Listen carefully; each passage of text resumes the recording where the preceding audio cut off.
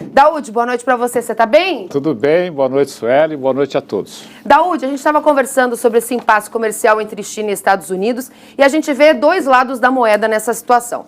A gente vê um mercado volátil, principalmente da soja, né, os preços disparando e descendo, né, expressivamente, mas também tem a questão da abertura de janelas de oportunidades, né, para o produtor brasileiro. Na sua opinião, essa guerra entre os dois gigantes da economia mundial trazem mais benefícios ou malefícios para a agropecuária brasileira? Eu acho que traz benefícios, né? Essa guerra entre Estados Unidos e China, na realidade, o que nós precisamos entender é que é uma guerra tributária, né? A China quer taxar os Estados Unidos quer taxar a China. Então, na realidade, não é a questão de oferta de produto, é a questão de preço, né? Será que nós vamos ter preço razoável para poder atender a demanda chinesa? Não sei, eu tenho minhas dúvidas. Porque o custo Brasil ele acaba levando o país a ficar não competitivo, não só na agropecuária, como também em outros setores. E a China não é fácil. As pessoas dizem, vou vender para a China. Não. O chinês é um negociador ávido, ele já faz isso há mais de 5.000 anos, ele tem muita experiência. Ele é um negociador que ele não deixa brecha, né, para quem compra, de quem ele compra, ele sempre está buscando preços menores. A questão da soja convencional é um mercado, né? A China precisa de soja convencional porque eles usam para fazer tofu, né, para comer os produtos derivados dessa soja, porque a outra soja transgênica ela é utilizada na produção de ração e alimentação de animais. Então, mercado tem. Agora, o que nós precisamos entender, será que nós vamos ficar nessa toada ou vamos exigir mais coisas para o nosso país, para a nossa produção?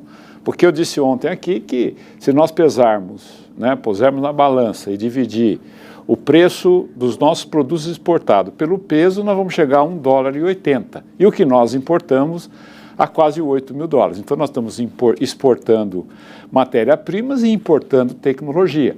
Agora, o Brasil, o mundo vai depender do Brasil daqui para frente para exportação de alimentos, porque o Brasil é o único país do mundo que no momento tem condições de atender a demanda mundial.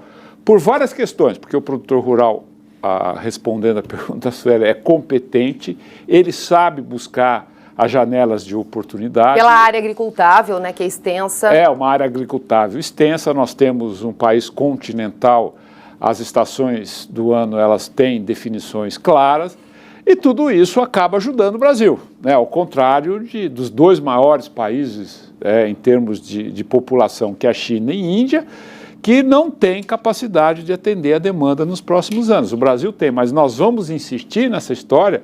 Não, nós vamos vender soja e comprar produtos de alta tecnologia, ou vamos colocar aí um farelo de soja, um óleo de soja, a questão do milho também, outras condições para que a gente possa negociar. É nisso que o Brasil peca. Então, eu, sem dúvida nenhuma, tudo que é mercado a gente tem que ver com bons olhos, mas nós precisamos ter capacidade de explorar o nosso potencial. E o nosso potencial é produzir alimentos. Então, se quer comprar alimentos do Brasil, vai ter que pagar o preço que nós vamos ter, não a nossa ineficiência, não o nosso custo, o custo Brasil, e vamos tentar negociar alguma coisa a mais. Você vê a questão da carne, né? O Brasil, ele tem um rebanho fantástico, mais de 200 milhões de cabeças, mas não tem uma taxa de desfrute, ou seja, nós não conseguimos uma produção em cima desse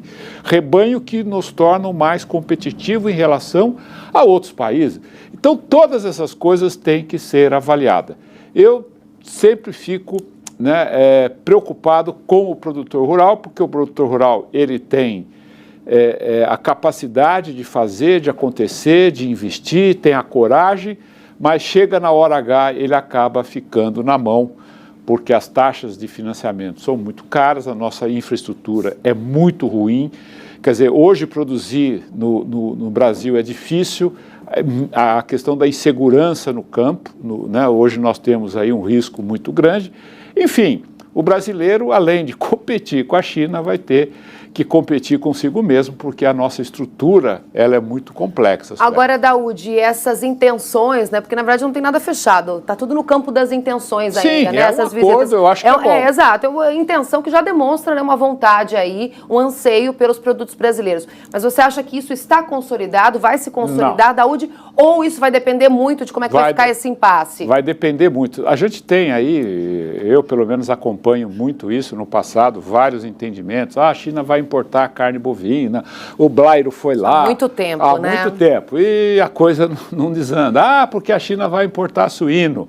Quer dizer, está melhorando, mas não é na proporção do otimismo que nós colocamos, né, que o país precisa. Então eu tenho muito cuidado com essas coisas no Brasil, porque é muito difícil você ver o nosso centro de produção está no centro-oeste brasileiro, que não tem nenhuma infraestrutura. Nós temos lá 30 quilômetros de estrada, que precisa ser asfaltada, que é o escoamento da boa parte da nossa safra pelo Arco Norte, e o governo nosso fica falando em projetos de ferrovia, projetos disso e daquilo, e não asfalta 30 quilômetros de estrada da BR-163, que precisa ser consolidado para poder fazer as nossas exportações. Então, Sueli, concluindo, eu diria o seguinte: todo entendimento é bom, mas eu tenho as minhas preocupações que o produtor rural não vai ter a estrutura necessária para atender essa demanda em decorrência de que os nossos custos são muito altos. Eu gostaria de ouvir você, não só na questão da soja, do milho, do café, do trigo, como a pergunta está colocada na tela, em outras coisas também.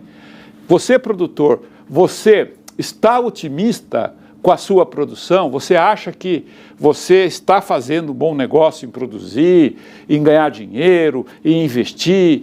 É importante que nós saibamos disso, porque o Canal Rural, ele acompanha tudo, né? Por exemplo, ontem, hoje, eu li todas as mensagens que vocês mandaram. Então eu procurei lá ver o nome de vocês, a região de vocês, o que vocês pensam. Então não é pelo fato de nós não mostrarmos aqui a sua mensagem que nós não tomamos conhecimento. Eu, particularmente, tomo conhecimento de todas as mensagens e antecipadamente já agradeço você. Pega lá seu telefone, né? Se você não tem muito jeito como eu, pede lá para alguém fazer para você e manda lá sua mensagem para o nosso WhatsApp, se você está otimista, né, com a remuneração. E por quê?